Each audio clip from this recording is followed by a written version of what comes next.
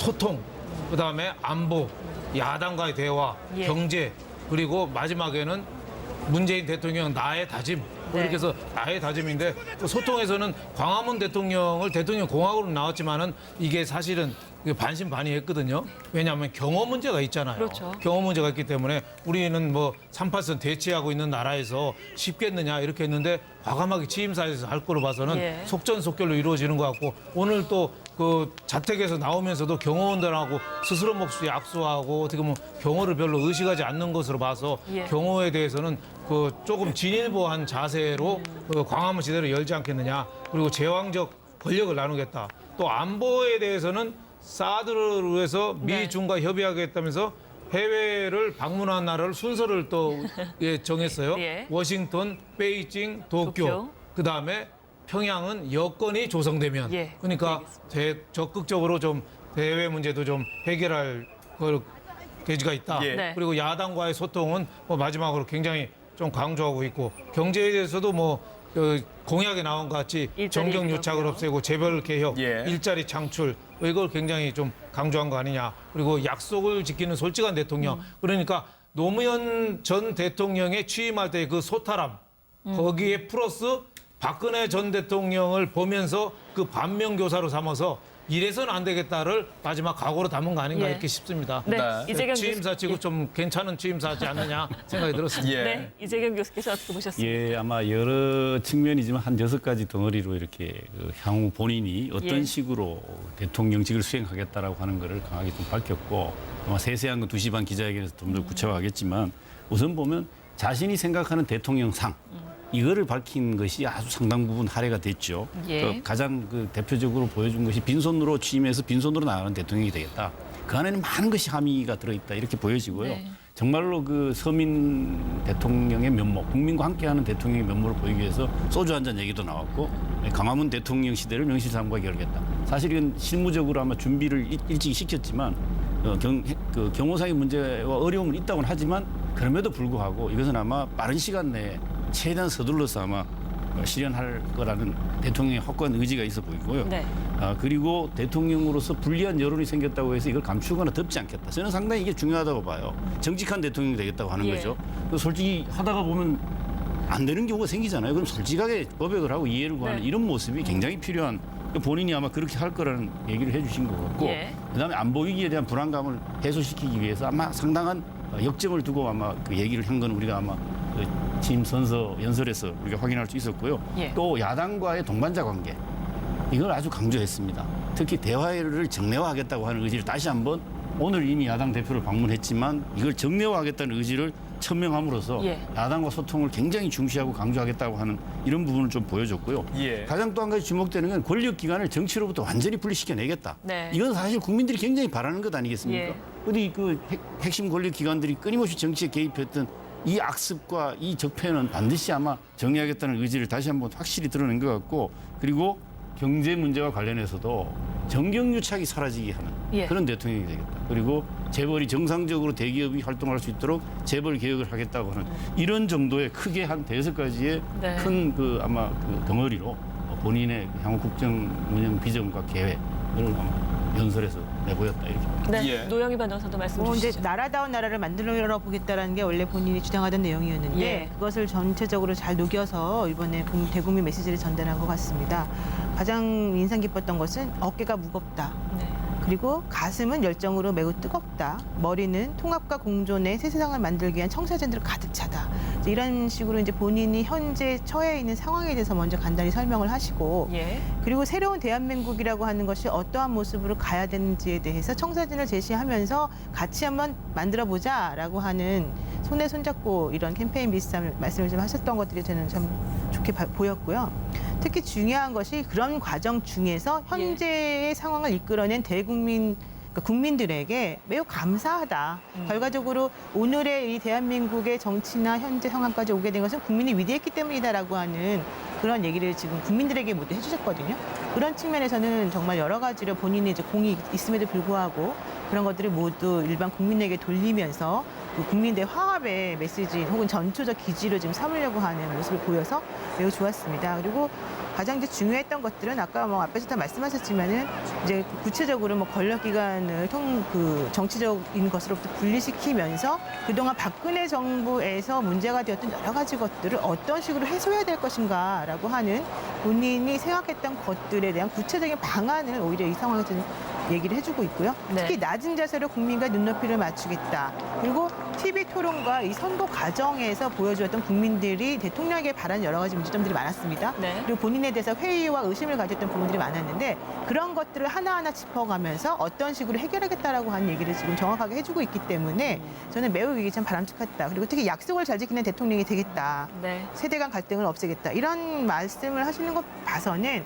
그동안에 본인이 많이 구상하시고 생각했던 것들에 대해서 우리가 생각했던 것보다 훨씬 더 체계적으로 준비가 많이 되어 있는 것이 아닌가 생각합니다. 네, 지금 현재 화면을 지금 시청자 여러분께서는 문재인 대통령이 탄 차량이 네 분이 탄 차량이 청와대로 이동하는 모습을 보고 계십니다. 굉장히 천천히 이동을 하고 있는 상황인데요. 이대로라면은 한 12시 45분쯤 예정대로 이 취임 선서 공식으로 취임 선서 행사 공식 명칭이 이렇습니다. 이 행사의 사후 행사인 주민 환영 행사를 12시 45분쯤 시청자 여러분께서 저희 MBN이 생중계해드리는 화면으로 보실 수 있을 것 같습니다. 네. 그 청와대 앞 분수대 삼거리에서 이뤄질 예정이고요. 청운동과 효자동, 삼청동, 사직동 중인 200여 명이 참석하고 이 자리에서 문재인 대통령의 인사 말씀 또한 있을 것으로 전망되고 있습니다. 네. 제가 아까 보니까 예. 조금 우리가 또 이렇게 눈여겨보고 주목해볼 만한 좀 새로운 기존 네. 대통령들과 좀 다른 부분 중에 예. 하나가 이 청와대 그 주간 기자실에 예. 본인이 직접 브리핑하는 걸 예. 많이 하겠다고 했거든요. 이게 되게 그렇죠. 중요한 변화입니다. 네. 왜냐하면 국민들과 얘기할 수 있는 소통의 창구라는 게 매체를 통한 언론을 통한 방법이거든요. 일일이 다 만나실 수 있는 거는 한계가 많이 있죠. 예. 그렇다 보면 직접 기자들을 통해서 설명하고 그걸 통해서 국민들이 보고 또 국민들이 의견을 제시할 수 있는 언론의 역할이 그만큼 더 중요해질 것이고 그걸 인정한 모습. 기존의 대통령들과 좀 다르지 않습니까? 대변인 시켜서 하던 이런 방식을 과감하게 탈피하겠다는 직접 브리핑 이 부분이 굉장히 앞으로 우리가 주목해서 지켜볼 부분이고요. 네. 그 흔히 그런 얘기 하지 않습니까? 그 허준의 동의보감에 그런 얘기 나옵니다. 불통즉통이라고. 통하지 않으면 아프다 그랬어요. 예. 근데 통즉불통이라고 그랬습니다. 그럼 통화하면 안 아프다 그랬어요. 이거를 아마 누구보다도 잘 인식하고 실천하시겠다는 강한 의지를 보이는 걸로 보아 소통을 가장 우선시하고 중시한다. 예. 그러니까 결국은 야당과도 소통, 국민과도 소통. 그리고 소통의 한 방법으로서 사실은 미국이라든가 중국과도 끊임없이 사드 문제를 비롯해서 외교적으로 협상하겠다는 소통의 의지를 예. 또 보였다 이렇게 해서. 네. 그 네, 지금 화면을 보시면요. 문재인 대통령이 차에서 위로 나와 인사를 하고 있습니다. 오늘 국회를 찾은 시민 여러분이 상당히 많은 것으로 보이는데요. 시민들께 인사를 하고 있는 모습을 보고 계십니다. 네, 제가 아까 한 45분쯤 행사 시작될 거라고 네, 했는데 좀 지금 늦어지겠네요. 이런 식으로 이제 본인이 직접 차 위로 올라와서 시민들에게 인사를 나누고 있는 이런 모습을 보게 되면 여의도에서 청와대까지의 거리도 있기 때문에 이거보다는 상당히 이 예정된 시간보다는 늦어지지 않을까 네. 그런 생각도 듭니다. 네, 네. 김광선 변호사님. 일단 뭐 오늘 아까 대통령 말씀 자체는요 전체적으로 이제 유세 기간에 얘기했던 거 그리고 공약 부분에서 굉장히 중요한 부분을 전반적으로 한 번씩 터치하고 가지 않나 싶습니다. 그래서 조금 아까 제가 말씀드린 거 이외에 좀 네. 이상적이었던 부분을 얘기하면 예. 아까 노영희 변호사님 말씀하신 것처럼 이제 권력기관을 정치에 독립시키고 네. 견제 정치를 마련하겠다 이 말씀을 하셨어요. 그런데 사실 특히 노무현 대통령 그리고 김대중 전 대통령 당시에 이게 공약이었고 굉장히 노력을 많이 했어요. 그런데 예. 실질적으로는 결과는 별로 잘 이루어지지 못했습니다. 그 이유는 이제 여러 가지가 많이 있죠. 이제 검찰 자체의 반발도 있고요. 그다음에 이제 정치적인 측면도 있어서 이루어지지 못했는데 아마 이 부분에서 이제 어떻게 할 것인지 좀 눈여겨봐야 할 것 같고요. 네. 그다음 좀 저희가 그 유세 기간 또 선거 기간에 가장 문재인 대통령 공격이 많이 받았던 것이 북한을 먼저 가겠다고 했지 않느냐 이제 그 부분이었지 않습니까? 예. 그런데 방금 말씀하실 때는 뭐 워싱턴도 언제든 달려가겠다. 그다음에 베이징, 도쿄 그리고 필요하다면 이제 평양도 가겠다 이렇게 네. 말씀을 하셨어요. 그것은 그 전에 본인의 어떤 의도와 달리 예. 이게 보수 측으로부터 많은 공격을 받았고 자신이 생각했던 것이 굉장히 왜곡되었다고 생각하고 있는 것 같아요. 그래서 일단 평양 가는 것은 가장 뒷부분에 필요하면 평양 가겠다를 가장 나중에 부분에 넣지 않았나. 그리고 한미 동맹의 강화라는 그거에 대해서 굉장히 또 방점이 좀 뒀다고 봅니다. 그래서 네. 본인이 어떤 안보관에서 공격을 많이 받았는데 그렇지 않다. 이제 그런 모습을 보여주기 위해서 특히 중점적으로 말씀을 하신 게 아닌가 네. 이렇게 생각이 듭니다. 하늘님께서 저희가 길을 내드리기도 이전에 알아서 이렇게 세부적으로 얘기를 해주신 부분에 대해서는 저희가 진행자로서 감사의 말씀을 일단 드리겠습니다만 차근차근 뭐 총평은 많이 해주셨습니다만 하나하나 지금 살펴볼 필요가 있을 네. 것 같습니다. 일단은 말씀해 주셨던 부분 뭐 다 개괄적으로 엮어봤던 부분이지요. 건의적 대통령의 청산, 청와대를 나와서 참모들과 토론을 하고 언론은 직접 브리핑을 하고 네.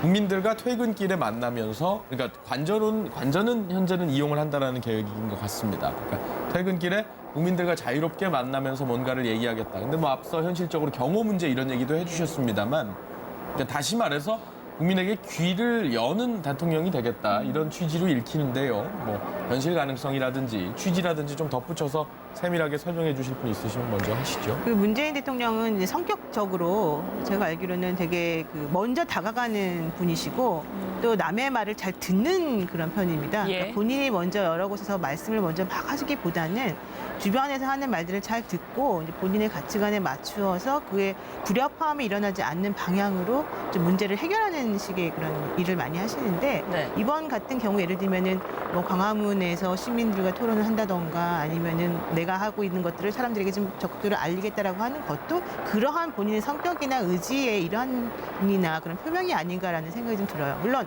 경호 문제 같은 것들은 대통령의 입장에서 매우 중요한 것이긴 하겠지만은 그런 것들이 절대적으로 이 국민들과의 소통하는 데 있어서 걸림돌이 되는 그런 배타적인 그런 장치는 아니거든요. 예. 그러니까 그런 것들은 얼마든지 기교적으로 해결할 수 있는 부분이 있다라고 생각을 하는 것 같고 더 중요한 거는 그동안에 이제 박 전 대통령이 그 베일 속에 쌓여서 신비주의 정책으로 나가면서 국민들에게 좀 답답함을 주었다라고 한다면 이번에는 본인이 스스로 먼저 나가서 내가 어떠한 식의 정책 구상을 하고 있다는 거를 알리고 네. 또 국민들로부터 그러한 메시지를 직접 들어서 내가 좀 다시 판단하는 데 도움을 얻겠다라고 하는 거를 정확하게 알리고 있는 상황이기 때문에 네. 이분의 성격이라던가 이제 이런 그 구체적인 그 활동 방향과 관련해서 맞물려서는 좀 더 구체적인 상황이 좀 나올 수 있을 가능성이 매우 높다. 그래서 그런 의미에서 매우 긍정적이고 전향적인 태도를 지금 보이고 있다고 생각합니다. 네, 실제 예. 우리 국민들에게 가장 목마른 부분이라고 할까요? 이전 정권에서도 좀 소통이 필요하다. 항상 불통, 소통, 이에 대한 얘기가 많았는데 그렇죠. 이걸 이번에 강조한 것 같습니다. 그동안에 밖에 있을 때는 소통을 잘하다가 네. 청와대만 가면은 안에서 문 잠그고 역대 대통령이 다 그랬어요. 사실 노무현 대통령도 초기에는 TV에도 많이 출연해서 검사와의 대화 뭐 이런 것도 했잖아요. 그러다가 한마디 했었잖아요. 이쯤 되면 막가자는 거지요. 그것도 검사한테 해서 국민들이 거기에 대해서 굉장히 호감을 많이 느꼈는데 나중에는 어떻게 됐냐면은 각 정부 부처의 기자실을 닫아버렸어요. 그러니까 이게 초심을 유지하기가 참 어렵거든요. 예. 그러니까 오늘 문재인 그 대통령이 직접 언론에 브리핑한다는 거는 네. 상당히 어떻게 보면 쉬운 일은 아닙니다. 예, 그렇죠. 왜냐하면 기자들이라는 게 대통령이 묻고 싶은 것만 묻는 게 기자들이 아니잖아요. 예. 국민들이 궁금한 걸 물어보는 게 기자들인데 그거를 계속 일문일답 하다 보면 얼마나 화가 나고 짜증나고 답답하겠어요. 예. 그거를 참아내고 국민하고 소통하겠다. 그 자세가 저는 뭐 굉장히 좀 훌륭한 걸로 이렇게 봅니다. 또 네. 그리고 광화문 광장에서 대토론을 하겠다. 대통령 문화를 바꿔서 광화문 광장에서 대토론을 하겠다. 그런 우리나라가 사실 민의가 지금 굉장히 많이 분출하는 나라인데 예. 불만도 많고 이런 나라인데 또 전국에서 또 광화문에 또 다 몰려오면 그걸 또 어떻게 감당할지 그게 이 초지일관 마음을 유지하는 게 이게 좀 쉽지는 않다. 그래서 현실적인 문제는 대통령이 있다. 이런 자세를 갖고 국민과 다는 못하더라도 일부분이라도 꾸준히 노력하는 자세를 보이면 아마 이 시위나 억지로 그 행패 부리고 이런 세력들도 아마 저절로 줄어들지 않겠느냐. 근데 초기에 그걸 감당해야 된다 이거죠. 그렇죠. 처음부터 이게 쉽게 이렇게 네. 되는 건 아니다 이거죠. 미국에서 오바마가 백악관 그 기자실 비서들이 예, 비서는 앉아 있고 오바마는 서서 얘기하는데 그게 통하잖아요. 그 대통령이 문재인 대통령이 그런 자세는 난 굉장히 좋다고 보는데 그거를 견디기 위한 관료사에서도 또 이게 난리칠 거예요. 관료사에서도 지금 장관, 차관 임명이 새로 안 돼서 그렇지 이러시면 아니 되옵니다 하고서 또 잡고 분명히 그럴 거예요. 있겠죠, 예. 큰일 났다고 하는 사람들 그거를 대통령이 다 말리고 나가야 된다 이런 생각이 듭니다. 근데 네. 사실 이렇게 소통한다는 게 굉장히 어려운 거예요. 왜 어렵냐면요. 대통령이라는 직위가 할 일이 엄청 많지 않습니까? 그런데 일부러 시간 내서 밖에 나가서 국민과 이제 대화를 하는 거예요. 그래서 그 이제 본인의 의지가 첫 번째는 가장 중요하다고 봅니다. 그다음에 두 번째는 주위에서 대통령이 어떤 장막을 치면 안 돼요. 그러니까 어떤 권력이라는 그런 거에 의해서 병풍을 쳐버리면 사실 나가서 어떤 경호 문제도 있고 시간을 내야 하고 굉장히 어려운 문제거든요. 예. 그렇지만 그 어떤 정부 자체가 그러한 방향으로 가는 걸 일단 잡고 대통령이 일할 수 있는 그런 분위기를 좀 만들어줘야 한다고 보고요. 제가 그 문재인 대통령과는 그 운명이라는 책을 쓰고 나서 한참 이제 대선 후보가 될 수 있다 없다고 상당히 언론에 뜰 때 네. 제가 봉화마을에서 만나서 한 두세 시간 정도 예. 말씀을 나눈 적이 있어요. 네. 그런데 그 당시의 느낌으로는 굉장히 서민적이다. 그러면서 격이 없고 그래 본인이 굉장히 남을 좀 배려한다 이제 그런 느낌을 굉장히 많이 받았어요. 예. 그래서 어떤 본인의 어떤 근본적인 성격이 좀 있는 것 같고 그다음에 또 문재인 대통령 이제 가족들 또 어머니가 이제 하신 말씀이 언론에 보도되는데 너무 착하다. 그런 얘기를 좀 많이 하더라고요. 그래서 예측 가능하다 뭐 이런 그렇죠. 얘기를 정치할 때도 저렇게 착한 애가 어떻게 정치할 수 있겠느냐 그런 말씀을 하셨다고 하는데 저도 그때 한 두세 시간 정도 뭐 막걸리 먹고 두부를 같이 먹으면서 나눴던 생각이 예. 굉장히 정말로 착하신 분이다 이제 그런 느낌을 받았어요. 그래서 이제 대통령이 됐으니까 이제는 이제 권위적인 걸 좀 많이 청산하시고 네. 본인의 어떤 본성대로 네. 좀 대한민국을 이끌어갔으면 하는 그런 뭐 바람이 있죠. 예. 네, 윤 전 대표께서 뭐 저 기자 생활도 더 오래 하시고 더 저보다 많이 아시겠습니다만 아까 이제 취재 지원 선진화 방안에 대해서 기자실 통폐합 관련한 문제에 대해 설명하시는데 이제 시청자분들의 오해를 없게 하기 위해 그 부분에 대해서는 뭐 다른 의견도 있다라는 점을 다시금 여쭤보고 네. 앞서 이제 문을 열고 차 위에 있는 문을 열고 이제 네. 시민들에게 인사를 하는 그런 모습을 과거의 전례에 비춰봤을 때 좀 있었습니까? 이 부분도 좀 이색적으로 받아들여야 하는 건지 여쭙습니다. 과거에는 아마 그 금방 그냥 달렸던 것 같아요. 그래서 청와대 바로 들어가는 행사였지 저렇게 천천히 대화하면서 손 흔들면서 이렇게 가는 모습은 별로 있지 않지 않았느냐. 저런 모습부터 오늘 그 집에서 나올 때부터 자택에서 네. 나올 때부터 경호원들하고 일일이 다 악수하고 주민들하고 손잡고 또 취임 선서식 하고 저렇게 여의도에서 일일이 손 흔들고 하는 모습은 굉장히 좀 친근한 모습으로 좀 네. 다가와서 진짜 어떻게 보면은 리더십 중에서 최고의 리더십이 감성적인 리더십 아니에요? 예, 남의 아픔을 이해하고 예. 따뜻함을 배려하고 이런 감성적 리더십. 지난 대통령들이 실패한 게 제가 보기에는 이 감성이 부족해서 그런 거 아니야. 이명박 대통령이 취임 초에 미국 날아가서 소고기 수입 협상에 왔잖아요. 근데 그 내용을 갖고 지금은 그렇게 잘못된 건 아니에요. 하지만은 국민들한테 대화를 하지 않고 예. 그냥 딱 결정해버려서 그러니까 국민들이 촛불 들고 그때 다 나간 거죠. 또 박근혜 전 대통령도 하나하나 따져보면은 그 국정교과서 문제라든지 노동법 문제라든지 뭐 여러 가지 문제가 있잖아요. 그런 문제들이 다 사드 문제라든지 일괄적으로 다 나쁘다고는 할 수는 없어요, 사실. 예. 그런데 그 결론을 위안부 문제도 그렇고 결론을 내기 위한 과정이 하나도 소통이 안 된 거예요. 그래서 예. 외교부 장관이 뭐 바지 사드 발표할 때 백화점 가서 바지 사러 갔었잖아요. 수선했다고 바지 하죠. 수선을 예, 예. 그럴 정도로 장관 내부에서도 소통이 안 됐으니까 이번에 문재인 대통령이 소통하는데 네. 진짜 다른 건 몰라도 소통만 제대로 예. 해도 성공한 대통령으로 남을 거다 이런 네, 생각이 그 듭니다. 소통을 얘기한 세 부분 중에 지금 두 부분을 얘기해봤는데요. 뭐 시장에 가서 국민과의 만남을 갖겠다. 또 언론과 직접 브리핑을 하겠다라고 예. 했는데 또 한 가지가 야당을 수시로 만나겠다라는 겁니다. 그 세 이것도 가지가 상당히 가장 어려운 중요한 거죠. 부분이죠. 야당과의 대화를 정례화하겠다는 네. 거. 사실 뭐 이 소통이 쉬운 일이 아니기 때문에 더구나 대통령의 위치에서 그 의지만큼 현실화되기는 되게 어렵고요. 예. 이런 점은 국민들이 감안을 해주고 저런 강한 의지를 가지고 실현 횟수가 데일리화돼 매일매일 되기는 어렵다는 점을 좀 충분히 감안해주고 아마 그러나 문재인 대통령이 실천할 거다. 세 가지를 지금 앵커 말씀하셨는데 야당과 대화 정례화 이건 반드시 해야 되는 부분입니다. 그렇죠. 이걸 안 하면 국정의 안정을 기대하기는 되게 어렵고요. 예. 좀 멋있는 모습 보이면 되지 않습니까? 야당 대표 만나서 소심탄회 얘기하는 모습 오늘 보기 좋지 않습니까? 네. 저런 모습은 정례가 매우 좋을 것 같고요. 저는 청와대 빨리 나오실 수 있는 방안을 최대한 모색해야 된다고 봅니다. 저게 청와대가 이 불통과 권위의 상징화 돼버렸습니다. 저거 그 국민들한테 이제 공원화 시켜서 국민들이 다 볼 수 있게 이렇게 만들겠다고 말씀하셨기 예. 때문에 저는 최대한 실무적으로 경호의 어려움 얘기하지만 경호하는 분들이 좀 힘들겠지만 더 크게 국민들을 위하고 대통령을 위한다는 생각에서 어려움을 좀 감내만 해준다면 제가 보기엔 굉장히 빠른 시간 내에 광화문 그 시대 기획위원회가 있지 않습니까? 거기에 준비 속도를 보니까 네. 제가 좀 보기에 조금 느려요. 대통령 의지를 아마 좀 더 구현해 주려면 좀 속도를 좀 냈으면 좋겠고요. 네. 예. 그리고 이 제일 중요한 것 중에 하나가 저는 이 전국적으로 고르게 인재를 등용하겠다. 이게 사람 첫 번째가 예. 인재 등용이 굉장히 중요합니다. 예. 심지어 그런 얘기도 나오지 않습니까? 당적을 그대로 민주당적을 갖고 예. 여당 당적을 안 갖고 있는 네네. 야당 당적을 가진 사람도 장관에 입각시킬 수 있다는 예. 여지를 열어둔 것처럼 오늘 다시 한번 말씀하셨지만 전국에서 고른 인재 등용. 사실 문재인 대통령이 지금까지 대통령 중에서요 가장 차이가 나는 부분은 전국적으로 고른 득표를 했습니다. 사실 TK 지역에서도 21% 이상 얻은 최초의 대통령이지만 전국적으로 그 두 지역을 제외하고 경남은 졌다고 하지만 사실 거의 같은 36% 1% 차이가 안 나는 걸로 부산, 울산도 다 이겼습니다. 그렇다면 전국적으로 그런 지지를 받은 대통령인 만큼 이걸 그대로 드러내 보이는 중에 하나가 전국적으로 고른 인재 등용입니다. 총리와 비서실장 내정자가 호남분인 거 상당히 의미 있다고 봅니다. 네. 그렇다면 많은 또 강요 입각시키는 부분에 있어서는 또 다른 지역을 충분히 배려하는 그런 의지가 또 담긴 표현이 아닌가 싶고 국민들은 되게 그걸 관심 있게 바라봅니다. 예.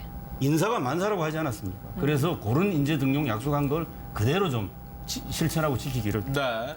노영희 변호사께는 이제 법률적인 부분이 있으니까 두 번째 단락으로 좀 넘어가서 네.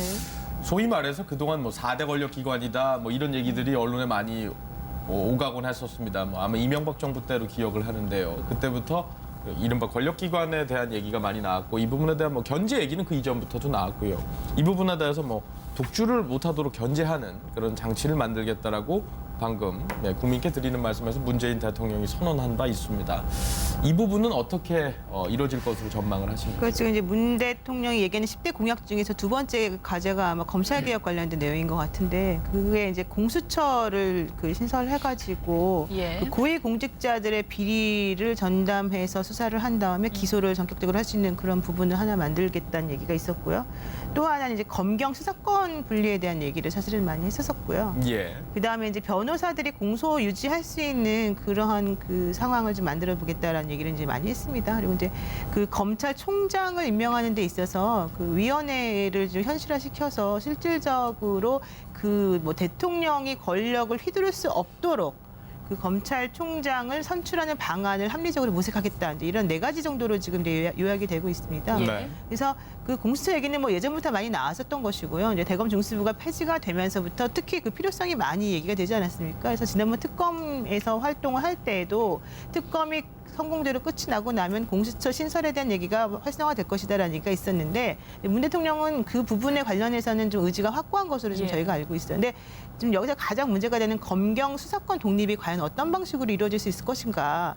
과연 그렇게 했었을 때 실질적인 권력의 분립이라고 하는 것이 나오고 검찰의 독주를 막을 수 있을 것인가. 아니면 새로운 또 하나의 문제점은 없는 것인가. 이제 이런 것들을 조금 우리가 신중하게 생각을 해봐야 되는데요. 그 부분에 대해서 아직 구체적인 로드맵은 사실 나와 있지 않기 때문에 앞으로 어떤 식으로 진행이 될 것인지 좀 봐야 되고요. 또 하나는 이제 공수처 신설과 관련해서도 공수처라고 하는 게 결국 뭡니까? 고위공직자들에 관련된 그런 문제점들을 전담해서 이제 판단해 보겠다라는 얘기인데 그게 옛날에 사실 대검 중수부에서 했던 것인데 문제가 됐기 때문에 사실은 그걸 없앴던 건데 이름을 바꿔서 또 다른 공수처를 만든다는 것으로 해석이 될 여지도 있거든요. 예. 그래서 그런 부분들과 관련해서도 청사진을 정확하게 좀 만들어서 얘기를 해주는 게 좀 좋을 것 같습니다. 네, 역시 네. 변호사이신 김광삼 변호사의 의견을 들어보겠습니다. 일단 공수처는 아마 새로 신설될 가능성이 저는 크다고 봅니다. 왜냐하면 이건 공약이었고요. 또 문재인 대통령 말고도 다른 후보들도 대부분이 이 부분에 찬성을 했었거든요. 그래서 그런데 만약에 이 공수처를 만든다면 어떻게 독립적으로 운영할 것인가 그게 예. 제일 중요한 부분이거든요. 그래서 국회랄지 아니면 헌법기관 관련된 독립된 기관을 만드는 것이 굉장히 중요하다고 봐요. 만약에 공수처의 어떤 수장을 대통령이 임명한다고 한다면 그건 지난 대검 폐지했던 대검 중수부의 또 제2탄이라고 볼 수밖에 없는 거거든요.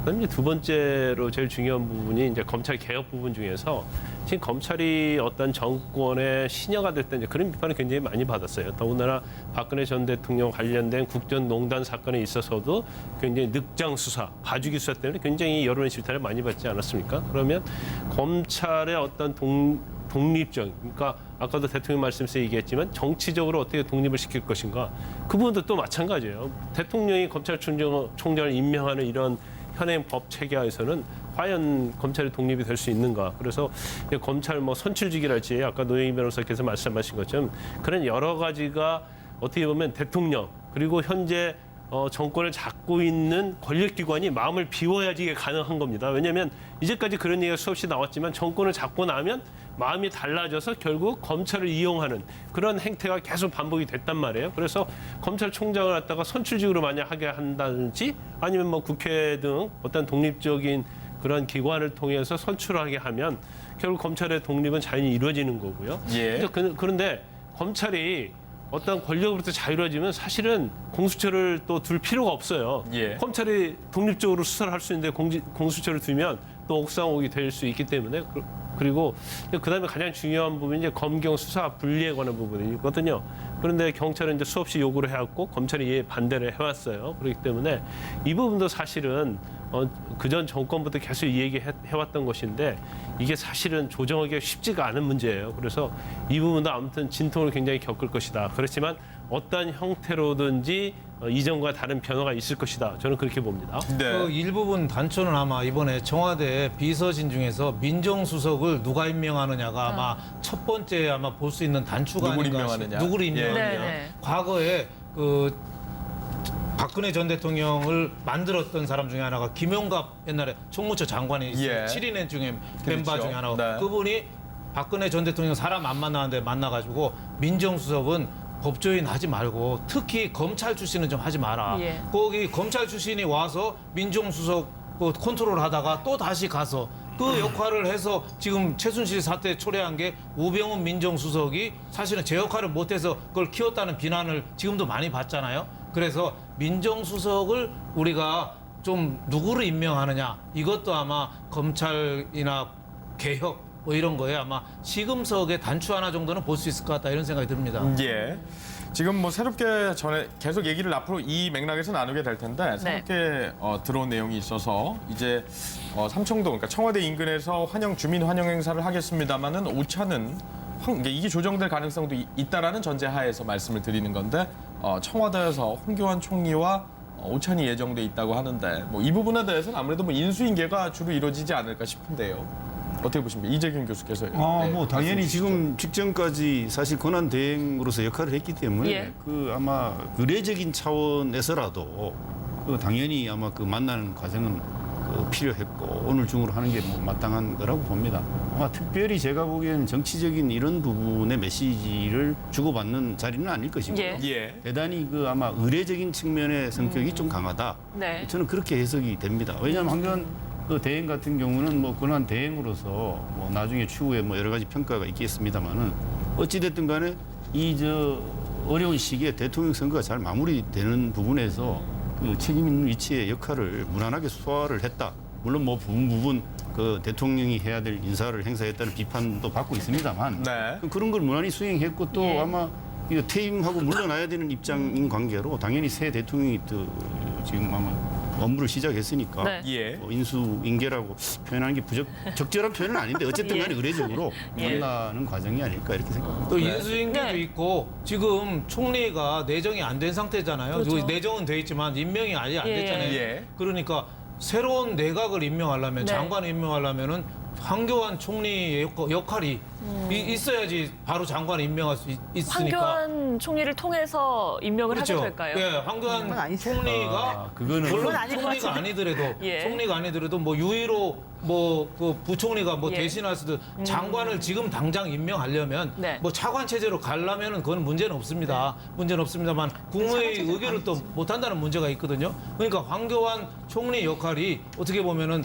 그 새로운 뭐 총리가 뭐 협의해서 네. 한다는 절차는 중요하지만 황교안 전 총리가 지금은 현직 총리이기 총리니까 때문에. 역할이 있을 수도 있다. 그런 의미에서 새로 내전된 총리하고 네. 황교안 총리하고 문재인 대통령하고 그런 내각에 대한 협의 그런 것도 좀 있지 않겠냐 이런 생각이 네. 듭니다. 인사에 대한 가능성에서는 의견이 좀 엇갈리는 것 같습니다. 다른 의견 있으시면 얘기해 주세요. 사실은 그 황교안 총리 같은 경우는 문재인 대통령이 계속해서 주장해왔던 적폐청산 대상 사실은 1호라고 사실은 볼 수밖에 없는 구조가 되어 있어요. 그런데 그 상황에서 그분하고 뭐 다음 사람 장관들을 구성하는 데 있어서 어떤 업무 협조를 굳이 얻으려고 이 자리를 마련한다라는 것은 제가 보기에는 조금 아닐 가능성이 좀 있어 보이고 예. 오히려 이제 그런 것보다는 아까 이제 이재경 교수님 말씀하신 것처럼 그동안 사실 국정 운영을 생각보다 그 황교안 그 총리가 사실은 상당히 잘해왔습니다. 무난하게. 물론 뭐 이제 그 청와대 압수수색 관련해서라든가 여러 가지 소소한 문제는 있었지만 그럼에도 불구하고 그분이 일 처리하는 방식 자체에서는 무리가 없이 합리적으로 일이 잘 진행되었다는 게 중론이기 때문에 아마 그런 것들에 대한 치하의 자리와 앞으로 이루어질 이제 새로운 그 나라를 구성하는 데 있어서 좀 협조를 요청한다라고 하는 측면에서 원론적인 대화가 이루어지지 않을까 생각 좀 하고 예, 있습니다. 저도 이렇게 볼 때 아무리 급해도 바늘에 그 허리에다 실 묶어서 쓸 수는 없잖아요. 그리고 황교안 그 총리 현재 총리고 대행으로서 뭐 무난히 해왔으면 예. 박근혜 정부에서 임명됐기 때문에 저분을 통해서 새내각을 하는 거는 제가 보기엔 거의 아마 어렵다고 보고요. 네. 아마 그 새로 내정된 총리가 하루빨리 인사청문회를 통과해서 국회의 동의를 받아서 임명되면 그분의 제청을 통해서 또 그 강요 내정자들이 아마 청구되고 그 청문회를 또 거치게 되고 네. 그래서 굉장히 빨라도 한 달 조금 더 시간이 걸릴 수도 있다. 다만 그럼 그 사이에 국정공백은 일단 청와대 인선은 될 거고요. 그 다음에 차관들 중심으로 아마 인사 그 청문회가 현실적으로 아마 필요 없는 차관 중심으로 운영될 수밖에 없는 그런 상황일 거고 또 부분적으로는 예를 들면 경제 파트라든가 안보 부분에 있어서는 부분적으로 아마 현재 부분을 일정 부분 그래서 약간 동거 성격을 띌 수 있는 부분도 있다. 안보라든가 비상경제 경제 문제는 예. 시급하고 워낙 급한 문제이기 때문에 현재 이 부분을 책임지고 있는 사람들과는 예를 들면은 대통령이 어느 정도 그새 함께할 수도 있다. 국방이라든가 뭐 이런 부분들이 임명될 네. 때까지는 좀 같이 할 수 있는 동거 예. 성격을 가질 수도 있다. 황교안 총리가 원래는 당선 후에 당선이 되면 바로 사의를 표명하겠다 이게 사의 표명이 예정돼 있었는데 그렇게 되면 사표 수리는 언제쯤 될 것인가 이 부분도 근데 궁금해요. 아마 일괄 사의 표명할 겁니다. 네. 그 국무위원들을지 환경 권한대행 한다고 그런데 했죠. 예. 지금 내각을 지금 꾸릴 수 있는 상태가 아니잖아요. 그래서 어쩔 수 없이 황교안 국무총리하고 내각하고 동거할 수밖에 없는 상황이에요. 그런데 이제 실질적으로 내각의 장관들한테 힘을 줄 수는 없는 거 아니겠어요? 그리고 그러면 이제 차관 위주의 어떤 정부를 이끌어갈 가능성이 큰데 지금 차관 자체도 대부분 다 박근혜 전 대통령 측에서 임명했기 때문에 사실 지금 문재인 대통령의 정부와는 코드가 좀 안 맞거든요. 그러면 차관을 좀 복수제로 해서 예. 실질적으로 정부의 어떤 내각을 통할하는 차관을 임명을 하든지 차관 임명부터 한다고 했으니까 그렇지, 아마 그렇죠. 그 부분을 이제 그런 염두에 형식으로 둔것 갈 가능성이 같습니다. 크다고 해요. 네. 봐요. 왜냐하면 공백기는 어쩔 수 없는 거 아니겠습니까? 물리적으로. 그래서 황교안 권한대행의 도움을 받지 않을 수 없는 그런 상황이거든요. 그래서 예. 그냥 어떤 이양이랄지 뭐 인수인계 부분에서는 당연히 도움을 받고 또 국무회의도 하려고 하면 지금 국무위원 적어도 11명 이상이 참여를 해야 하는데 만약에 이게 일괄사표 받게 되면 결국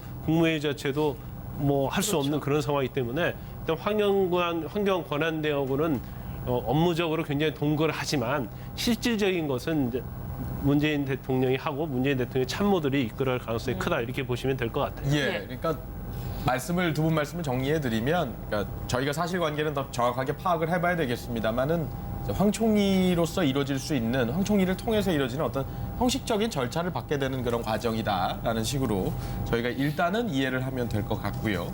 지금 계속해서 문재인 대통령이 탄 차량이 지금 문재인 네. 대통령이 저희 생각보다는 상당히 속도가 느리게 가고 네, 있습니다. 아무래도 시민들하고 인사를 네. 하는 것 때문에 지금도 차문을 열고 손을 흔들고 시민들에게 환호의 답례를 하고 있는데요. 현재 지금 저희가 파악한 바로는 지금 도로만 나오고 있어서 그렇습니다만 예, 세종대왕상 앞에 지금 저 멀리 세월호 지금 천막도 보이고 있고요. 예. 네, 광화문쯤에 도착을 한 것으로 네. 보입니다. 예, 가족대책위의 천막이죠. 예, 원래 예상으로는 12시 한 45분쯤에 청와대 앞 분수대 삼거리에서 행사를 할 것으로 보였는데요.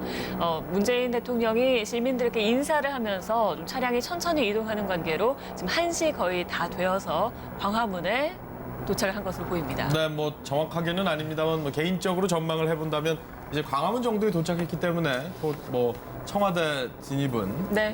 한 10여 분 내에 이루어지지 않을까. 청와대가 등수대 이제 얼마 안 선거리까지는 곧 금방 가지 않을까 하는 생각이 듭니다. 지금 이어서 이제 안보 얘기 조금 해보겠습니다. 예. 남은 시간 동안 한반도 평화 문제 필요하면 앞서 말씀드린 대로 뭐 순서에 따라서 또 의미를 부여하시는 분들도 있으셨어요. 네. 그렇지만 어쨌든 뭔가 진정을 이 지금 굉장히 강대국들의 압박과 북핵 위기가 고조되는 상황에서 뭔가 진정을 하겠다라는 의지를 보여준 거다. 이런 해석이 텍스트상으로는 가능한데 다른 함의가 있으시면 좀 설명해 주시죠. 있다고 보시면. 제가 보기에 네. 사드 문제가 가장 당면한 현안입니다. 현실적으로 가장 핫한 부분이고 이게 사실 한반도를 중심으로 한 동북아의 안보 지형, 외교 안보 지형의 가장 핵심적인 고리 역할을 하고 있기 때문에 예. 이 부분에 관한 문재인 대통령의 입장은 외교력으로 해결을 해보겠다라고 하는 거죠. 제가 보기에 사드를 완전 철거시키는 것은 현실적으로 되게 쉽지 않아 보입니다. 하지만 이 사드 문제에 대해서 중국의 이해를 구하는 외교적 노력, 그러니까 미국과의 한미동맹, 미국과는 동맹관계지 않습니까? 한미동맹이 매우 중요하고요. 가장 핵심적인 안보의 기본 중에 기본인데 이 점에 대한 의지는 문 대통령이 천명을 했고 또 중국과도 이미 맺어놓은 전략적 동반자 관계가 있지 않습니까?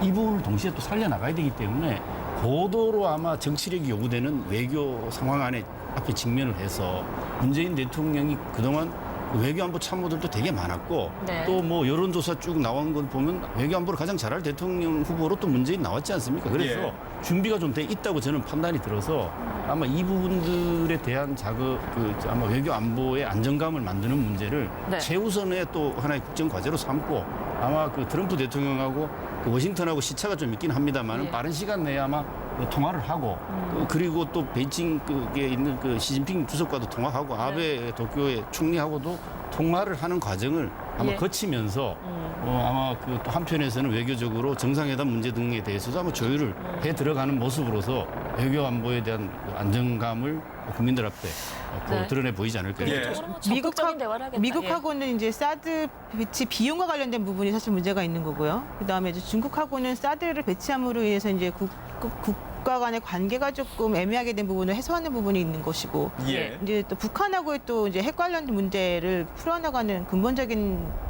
그런 어려움이 있지 않습니까? 근데 그런 것들을 외교적인 뭐 정략적인 혹은 여러 가지 것들만 가지고 해결하기는 제가 조금 어려워 보이는 지금 상황이기 때문에 이 부분에 있어서는 사실은 게다가 문 대통령이 계속 얘기했던 것은 사드 배치 관련해서 국회 비준 동의를 원래 받았어야 되는 것이다. 차기 정부가 해결해야 되는 거다라는 얘기를 했었단 말이죠. 예. 그런 상황에서 이미 어느 정도 이제 그 사드 배치가 완료된 상황에서 이제서 그거를 다시 다 뒤집어 엎어가지고 뭔가 하기는 사실 되게 어렵죠. 그래서 그거를 전략적으로 외교적으로 어떤 식으로 해소할 수 있을 것인지는 사실 좀 의문스러워요. 왜냐하면 해결 방법이 있어 보이지도 사실은 않고. 다만 제가 생각하는 것은 트럼프 대통령이 지금 얘기하고 있는 그런 비용 관련 부분은 본질적인 부분은 아니다라고 지금 판단을 하고 있기 때문에 아마도 그것을 주장함으로 인해서 미국에서 원하고자 하는 함의가 무엇인지를 파악해서 그것을 오히려 뒤로 딜을 할 가능성 혹은 본질적으로 그것을 오히려 걸고 넘어져 가지고 우리가 좀 어떤 기선을 제압하는 방법 이런 것들을 좀 중심으로 해결을 하려는 움직임이 있지 않을까 이렇게 생각합니다. 네. 예, 이제 같은 연장선상에서 한 말씀 드린다고 한다면 예. 문재인 정부 또 문재인 대통령의 어떤 가장 첫 시험대는 저는 외교라고 생각하고 외교 분야 중에서 제일 중요한 부분이 사드 분야라고 생각합니다. 네. 그래서 일단 사드에는 원칙적으로 이제 반대 입장을 했었지 않습니까? 그리고 국회 비준을 얻어야 한다. 예. 국회의 동의와 국민의 동의를 얻어야 한다고 원칙적으로 첨예했기 때문에 이번에서 일단 대통령이 됐어요. 그리고 사드가 1기에 이미 배치가 됐습니다. 그래서 이미 미국과 한국의 어떤 협정이 있는 상태에서 이걸 어떻게 매끄럽게 풀어나가느냐 그게 굉장히 좀 중요한 부분이고 그 부분에 있어서 문재인 대통령의 어떤 능력이랄지 그런 부분에 있어서 굉장히 시험대가 될 것이다. 저는 그렇게 바라봅니다. 네. 그리고 사실 이 부분은 사드에만 한정된 건 아니잖아요. 한미 FTA랄지 방위비 분담 이런 문제들이 종합적으로 이루어지는데 사실은 대통령이 되고 나면 가장 중요한 부분으로 첫 번째 해결할 부분이 그 부분이라고 봐요. 네. 더군다나 이제 트럼프 대통령이 있는 상태에서 아직 이제 트럼프 대통령과 통화는 안 했지만 아마 시차 차이 때문에 그런 것 같습니다. 그런데 그 부분을 첫 통화에서 단 축하 전화 받고 그냥 끝날 것인지 아니면 사드를 할지 그 외의 부분에서 어느 정도 언급을 하고 갈 실질적인 것인지 얘기부터. 그렇죠. 예. 그래서 그런 언급이 있었다고 한다면 향후에 외교 분야에서 특히 미국과 관계에서 어떻게 할 것인가를 갖다가 메시지를 전달하는 거기 때문에 그 부분이 가장 관심을 두고 봐야 할 부분이 아닌가 그렇게 네. 판단해 볼 수 있는 거죠. 예. 실제 미국과 중국과 진지하게 사드 해결을 위해서 협상을 하겠다. 근데 그 협상의 범위가 어디까지일 것인가 이 네. 부분이 중요한 것 제일 같습니다. 중요한 게 트럼프를 빨리 만나는 거죠. 예. 지금 미국이 조금 많이 바뀌어가지고 오바마 때하고 국방, 국무성 관리들의 힘이 없어졌어요. 트럼프 혼자서 다 해요. 트럼프가 사드 배치 얘기를 관리가 해명을 하니까 예. 트럼프가 전화해서 혼냈다는 거 아니에요. 네가 뭔데 내가 얘기했는데 틀었냐고 이런 보도까지 나올 정도니까 예. 하루 빨리 만나야 되는데 7월 초에 함부르크에서 G20 회의가 있어요. 그때 가서 만나면은 잠깐 만나는 악수밖에 예. 못해요. 그 전에 만나야 되는데 과거에 김대중 대통령도 서둘러서 갔다가 햇볕 정책 설명하러 갔다가 그때 부시 대통령한테 아주 관계가 안 좋아서 왔어요. 그리고 그 YS도 그렇고 서둘러서 가서 좋아본 적이 없거든요. 예. 그래서 여기에 대해서 철저하게 좀 준비해서 가야 된다. 그 사드나 여기에 대해서 우리가 북핵이나 문제나 한미 안보 동맹이나 한미 FTA 관계를 어떻게 해야 될지를 빨리는 만나야 되는데 좀 알차게 좀 준비를 해가야 된다 이런 생각이 좀 듭니다. 네. 예, 지금 특히 지금 상황에서 보면은 트럼프 대통령이 북한 김정은과 정상회담 할 수 있다는 얘기가 지금 외신을 통해서 계속 예. 흘러나오지 않습니까? 네. 우리나라의 외교부 같은 경우에는 그건 확인된 바 없다 이렇게 냉평을 네. 하지만은 사실은 지금 또 유럽에서 미국과 북한이 반관 반민 대화를 하고 있는 이런 상황까지 보면 가장 중요한 건 문재인 대통령이 선거 과정에서도 얘기했습니다. 한반도 문제, 우리 문제가 이런 부분에서 논의되고 있는 데서 우리가 주도력을 행사하고 여기에 적극적으로 우리가 주도력을 가지고 가야 된다는 의지는 강하거든요. 그렇기 때문에 지금 우리 윤 대표께서도 말씀하셨지만 가장 급한 건 트럼프 대통령과 어떻게 통화를 하고 내용이 있는 부분들을 하고 정상회담이 가능한 어떤 방식을 빨리 이렇게 좀 잡아서 우리나라가 당면한 문제, 북한과 우리 문제는 우리가 우선적으로 예. 여기서 소외되고 이렇게 정말 비껴서 있어서는 안 된다는 문 대통령의 의지가 현실 외교에서 그대로 빨리 나타나 주기를 바라는 예. 그런 바람을 같이 갖고 있고 아마 문 대통령이 그 부분에 대해서 누구보다도 강한 의지를 갖고 있기 때문에 서두르지 않을까 이렇게 네. 예상해 뭐, 볼 수 있습니다. 또 튼튼한 안보에 대해서 얘기하면서 튼튼한 안보에는 막강한 국방력이 필요하다. 자주국방력이요? 자주국방을 얘기를 했습니다. 이 부분에 대해서도 얘기하실 부분이 있으면 좀 말씀 부탁드리겠습니다. 그 자주국방에 관한 문제는 약간 딜레마적인 요소가 있어요. 네. 왜냐하면 지금 문재인 대통령이 좀 추구하는 것은 물론 어떤 북한의 압박이나 제재도 중요하지만 이제 평화를 굉장히 강조하지 않습니까? 예. 그런데 자주국방을 한다고 했을 때 그 범위가 어느 정도인가에 대해서 이제 구체적으로 나와 있지 않기 때문에 네. 국방의 일종의 말하면 자강 아니겠습니까? 그러니까 예. 원칙론적으로 맞는 얘기죠. 네. 우리가 국방을 강화하지 않고 단지 미국에 의존하는 그렇게 했을 때는 결국 미국에 끌려갈 수밖에 없는 상황이고 예. 또 현재 이제 방산 산업 같은 걸 비롯해 보면 한국이 굉장히 많이 발달돼 있어요. 그래서 항공기랄지 아니면 전차랄지 그런 분도 굉장히 수출을 많이 하고 있지 않습니까? 그래서 그 부분에 대해서는 이제 안보와 굉장히 관련된 거라고 봐요. 그래서 자주국방에 대한 것은 어느 정부에서 굉장히 중요했던 부분이고 단지 애산징해, 그러니까 국방에 대한 애산징해랄지 이제 그런 부분에 있어서도 사실은 본인의 안보관과 관련된 연장선상에 있지 않나 싶습니다. 그래서 근데 그 부분이 약간 상당히 지금 말씀드린 뒷부분에 가 있거든요. 그래서 그걸 우선적으로 추구하지는 않을 것이다. 예. 이렇게 볼 수 있을 것 같아요. 네. 식의 정책 구상을 하고 있다는 거를 알리고 네. 또 국민들로부터 그러한 메시지를 직접 들어서 내가 좀 다시 판단하는 데 도움을 얻겠다라고 하는 거를 정확하게 알리고 있는 상황이기 때문에 네. 이분의 성격이라던가 이제 이런 구체적인 활동 방향과 관련해서 맞물려서는 좀 더 구체적인 상황이 좀 나올 수 있을 가능성이 매우 높다. 그래서 그런 의미에서 매우 긍정적이고 전향적인 태도를 지금 보이고 있다고 생각합니다. 네, 실제 예. 우리 국민들에게 가장 목마른 부분이라고 할까요? 이전 정권에서도 좀 소통이 필요하다. 항상 불통, 소통, 이해된 얘기가 많았는데 그렇죠. 이걸 이번에 강조한 것 같습니다. 그동안에 밖에 있을 때는 소통을 잘하다가 네. 청와대만 가면은 안에서 문 잠그고 역대 대통령이 다 그랬어요.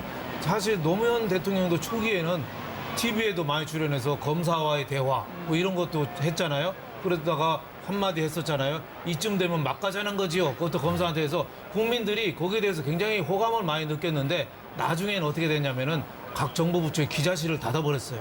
그러니까 이게 초심을 유지하기가 참 어렵거든요. 예. 그러니까 오늘 문재인 그 대통령이 직접 언론에 브리핑한다는 거는 네. 상당히 어떻게 보면 쉬운 일은 아닙니다. 예, 그렇죠. 왜냐하면 기자들이라는 게 대통령이 묻고 싶은 것만 묻는 게 기자들이 아니잖아요. 예. 국민들이 궁금한 걸 물어보는 게 기자들인데 그거를 계속 일문일답 하다 보면 얼마나 화가 나고 짜증나고 답답하겠어요. 예. 그거를 참아내고 국민하고 소통하겠다. 그 자세가 저는 뭐 굉장히 좀 훌륭한 걸로 이렇게 봅니다. 또 네. 그리고 광화문 광장에서 대토론해야겠다. 대통령 문화를 바꿔서 광화문 광장에서 대토론해야겠다. 그런 우리나라가 사실 민의가 지금 굉장히 많이 분출하는 나라인데 예. 불만도 많고 이런 나라인데 또 전국에서 또 광화문에 또 다 몰려오면 그걸 또 어떻게 감당할지 그게 이 초지일관 마음을 유지하는 게 이게 좀 쉽지는 않다. 그래서 현실적인 문제는 대통령이 있다. 이런 예. 자세를 갖고 국민과 다는 못하더라도 일부분이라도 꾸준히 노력하는 자세를 보이면 아마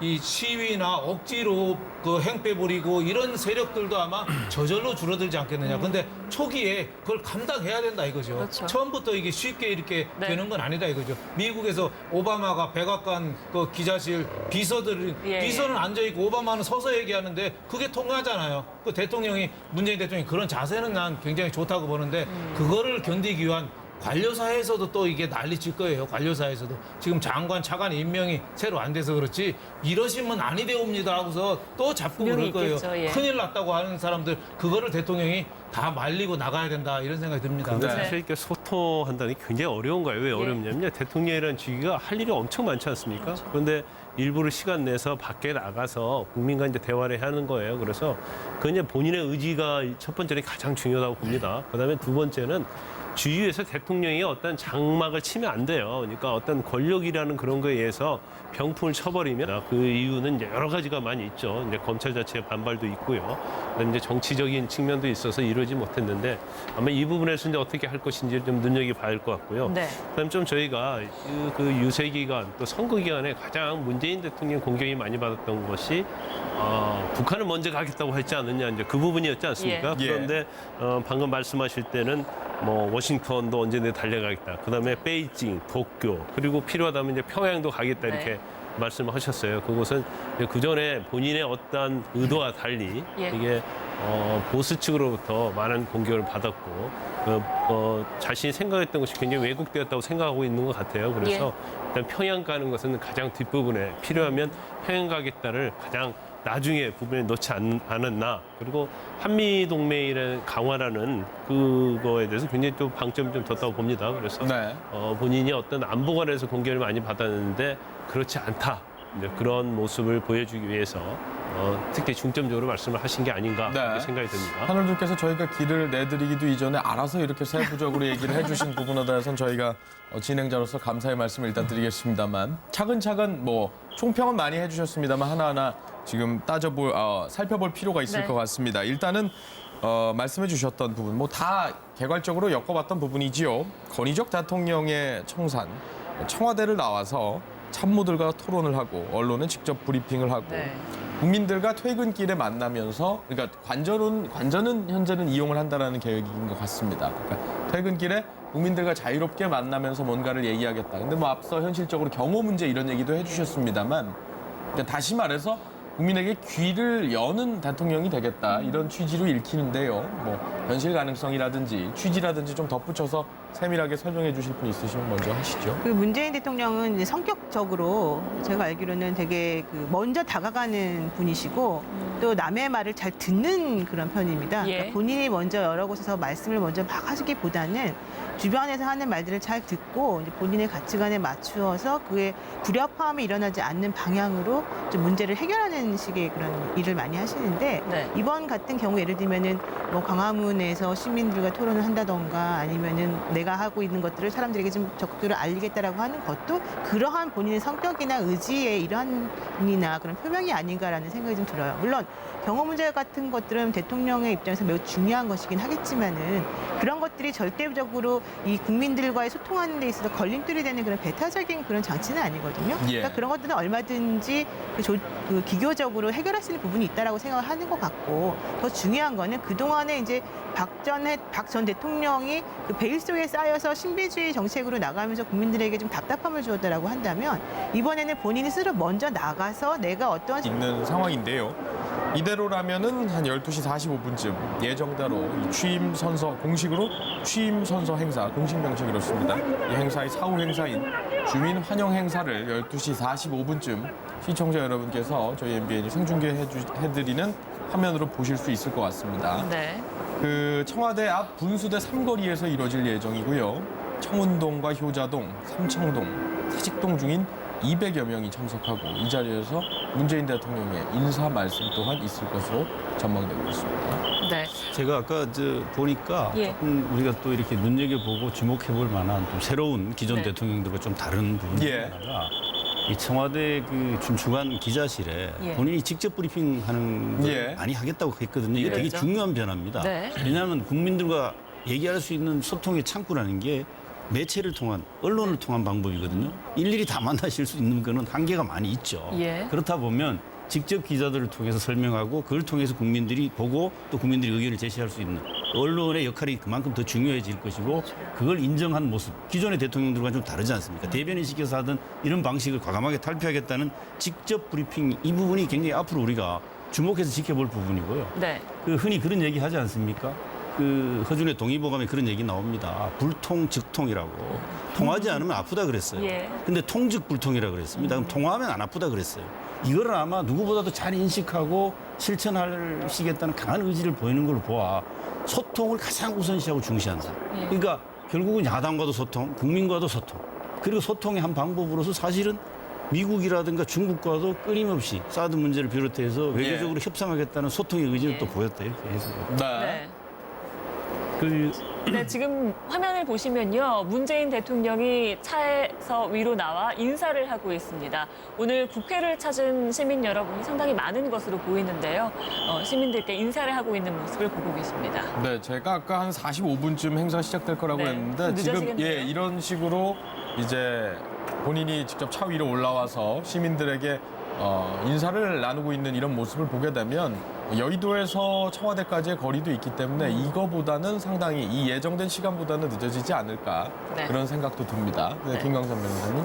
일단 뭐 오늘 아까 대통령 말씀 자체는요 전체적으로 이제 유세 기간에 얘기했던 거 그리고 공약 부분에서 굉장히 중요한 부분을 전반적으로 한 번씩 터치하고 가지 않나 싶습니다. 그래서 조금 아까 제가 말씀드린 거 이외에 좀 네. 이상적이었던 부분을 얘기하면 예. 아까 노영희 변호사님 말씀하신 것처럼 이제 권력기관을 정책 독립시키고 네. 견제 정책을 마련하겠다 이 말씀을 하셨어요. 그런데 사실 특히 노무현 대통령 그리고 김대중 전 대통령 당시에 이게 공약이었고 굉장히 노력을 많이 했어요. 그런데 예. 실질적으로는 결과는 별로 잘 이루어지지 못했습니다. 소통, 그다음에 안보, 야당과의 대화, 예. 경제, 그리고 마지막에는 문재인 대통령 나의 다짐.